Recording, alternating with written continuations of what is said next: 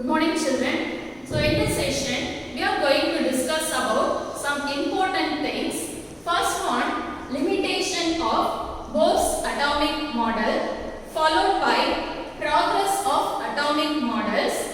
Next, dual property of an electron. Finally, difference between a particle and a wave. First one, limitation of Bohr's atomic model. Limitation means weakness. Bohr's atomic model could not explain about the atomic spectrum of atoms other than hydrogen atoms. What is meant by spectrum? When a beam of white light is dispersed, colors are formed. This is called spectrum, right? Bohr's atomic model could not give better explanation of hydrogen spectrum because it could not explain about the spectrum when two spectral lines are very close to each other, right? Bohr's atomic model could not explain the ability of atoms to form molecules by chemical bonds. So this is one of the limitation of Bohr's atomic model, right?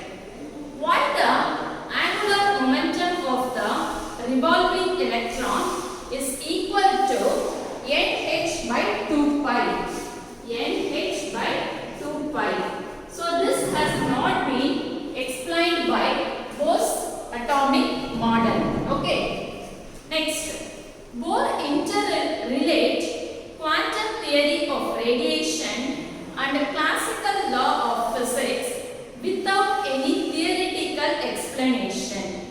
Interrelate means connect. Okay, so Bohr connect both the classical law of physics and quantum theory of radiation without any theoretical explanation. So this was the biggest drawback of this theory. Okay, drawback means what? Disadvantage. Okay, drawback means disadvantage. So next we can move to the progress of atomic models. Progress means development, right? In 1803, John Dalton, an English chemist and meteorologist. Meteorologist means weather forecaster. Okay, he proposed his atomic theory. He suggested that atoms were indivisible solid spheres. What is the meaning for indivisible? Cannot be divided, cannot be separated. Okay, so John Dalton proposed atomic theory. He suggested that atoms were indivisible solid spheres, right? J.J. Thomson proposed that atoms were made of solid sphere of positively charged material and negatively charged particles. Okay. He also proposed that electrons were embedded in it just like the seeds in a guava fruit. You might have seen the guava fruit, isn't it? Seeds were embedded in it, isn't it? Embedded means what? Fixed firmly. But later, this concept was proved wrong, right? So look at this diagram. This is the Thomson's atomic model. Okay. So according to J.J. Thomson, an atom was a solid sphere of positively charged material and negatively charged particle. Okay. So he said that he proposed that electrons were embedded in it, fixed firmly in that atom, just like the seeds in a guava fruit. But this concept was proved wrong, right? Next, Rutherford suggested the planetary model of an atom, but this model was rejected. Why? Because he did not explain anything about the arrangement of electrons in the orbit, right? So this is the planetary model of an atom. The center part is the nucleus and this is the electron. Okay. So in the planetary model of an atom, the electron should emit energy and spirally falls on the nucleus. Okay. So this is the planetary model, but this model was proved wrong. Okay, this model model was proved wrong. This is the planetary model. So next we can move to Bohr's model. In 1913, Bohr presented a model. Okay, so he just proposed that electrons revolve around the nucleus in a fixed orbit and it has some particular energy. Okay, and it emits some energy. Okay, based on this, he introduced the concept of energy levels of an atom. Okay, so in 1913, Bohr proposed an atom model. Actually, he proposed an atom model, and he proposed that electrons revolve around the nucleus in a fixed orbit. Okay, fixed orbit with some particular energy. So based on this, he introduced the concept of energy levels of atom. So this is the Bohr's atomic model. See, so this is the center part is nothing but the nucleus. So here protons as well as neutrons are present.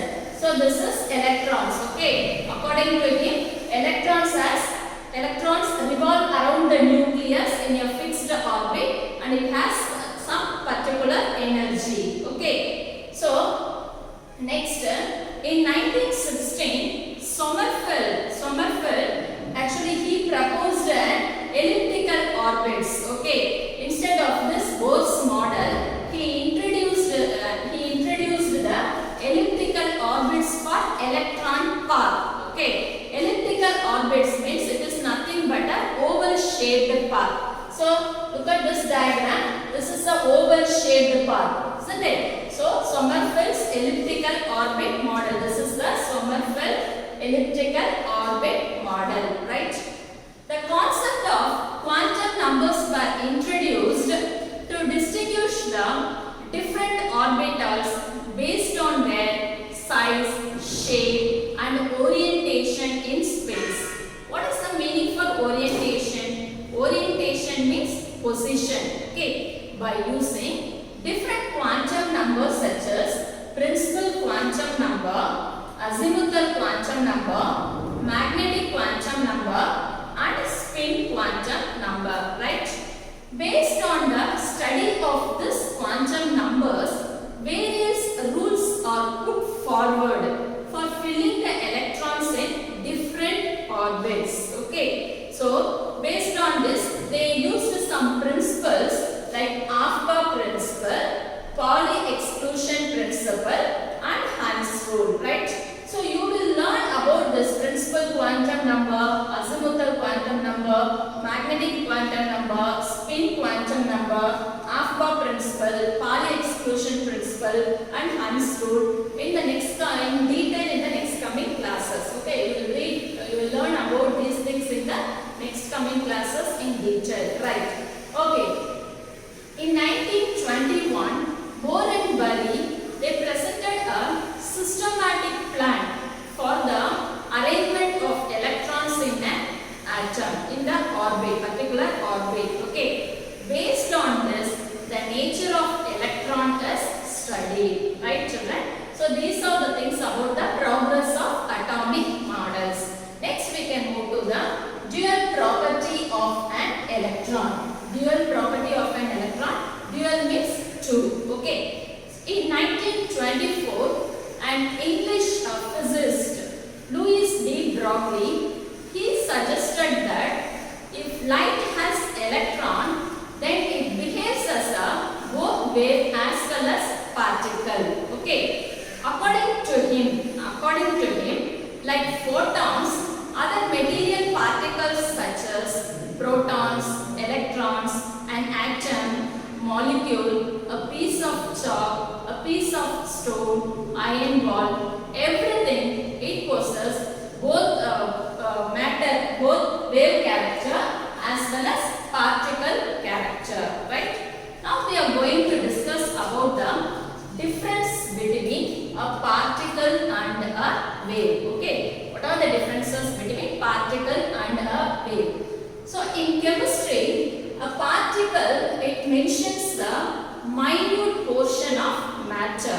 Okay, whereas wave is characterized by its frequency. This point is very important, right? So, particle means in chemistry, particle means it mentions the minute portion of matter, whereas wave is characterized by its frequency, right? Okay, see the first point. A particle occupies a well-defined position in space. What is the meaning for well-defined? Well-defined means clearly defined. Okay, a particle occupies a well-defined, that is clearly defined position in space. That is, a particle is localized in space. What is the meaning for localized? Localized means assigned to the particular place. Okay. For example, a grain of sand, a cricket ball, clay, etc. Right? A particle occupies a well-defined position in space. That is, a particle is localized in space. Localized means assigned to a particular place only. Example, a grain of sand, a cricket ball, etc. Okay. Next one, come to the wave. A wave is spread out in space. Why? Because I told you wave is characterized by its frequency, isn't it? Okay. For example, on throwing a stone in a pond of water, the waves start moving out in the form of concentric circles. Why? Because the waves will radiate in these concentric circles, right? Similarly, the sound of the speaker reaches everybody in the audience. How? Because the sound waves are transmitted through the air, right? Thus, a wave is delocalized in space. Delocalized means removed from that particular location. Understood the difference between localized and delocalized, children? Localized means assigned to a particular place. Delocalized means removed from the particular location, right? Yeah, as when you throw a stone in a pond of water, you will see the waves started moving out in the form of concentric circles, because the waves will vibrate in that concentric circles. In the same manner, the sound of the speaker reaches everybody in the audience because the sound waves transmitted through the air. That's what the sound reaches everybody in the audience, because the wave is delocalized in space, right? Shall we move to the second point? When a particular space is occupied by one particle, the same space cannot be occupied simultaneously by any other particle. Okay, simultaneously means at the same time, right? In other words, particles do not interfere. What is the meaning for interfere? Interfere means take part. Okay, to take part. But particles do not interfere. Particles do not take part, right? Okay. Next, come to the wave. Two or more waves can coexist in the same region of space. Coexist means exist at the same time. Okay. So, two or more waves can coexist in the same region of space and hence interfere. So, waves will interfere, but particles do not interfere. Okay, interfere means to take part. Particles do not take part, at the same time waves will take part, right? Waves will interfere, but particles do not interfere. Right? Shall we move to the third point? Good. Particle. When a number of particles are present in a given region of space, their total value is equal to their sum. That is, it is neither less nor more. Okay, once again I will tell you. When a number of particles are present in a given region of space, their total value is equal to their sum. It is neither less nor more. But at the same time, if you take wave, when a number of waves are present in a given region of space, due to interference, interference means combination of two or more waves. Okay, so the resultant wave can be larger or smaller than the individual waves. That is, interference may be constructed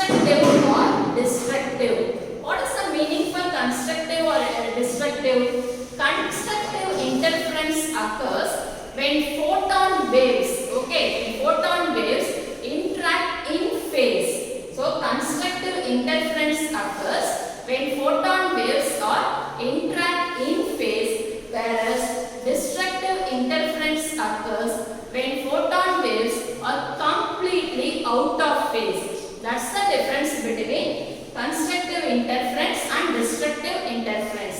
Constructive interference means constructive interference occurs when photon waves interact in phase. But destructive interference means your photon waves interact completely out of phase. Okay. So these are the differences between particle and wave. The main thing what you have to remember is in chemistry, particle is mentions the minute portion of matter. Minute means very small. Whereas wave is characterized by its frequency. Okay children, understood? Right. Now assignment time. So what are the things we discussed today? Everything you have to go through once. What are the things we discussed? Limitation of Bohr's model, progress of atomic models, dual property of an electron, followed by difference between particle and a wave. Okay, everything you have to go through one glance, and your writing work is you have to write the difference between a particle and a wave. It's a very important detailed answer, 5 mark question. Okay, so this question, this answer you have to write in your homework note one time. This is your assignment. Yes children, try to complete the assignment.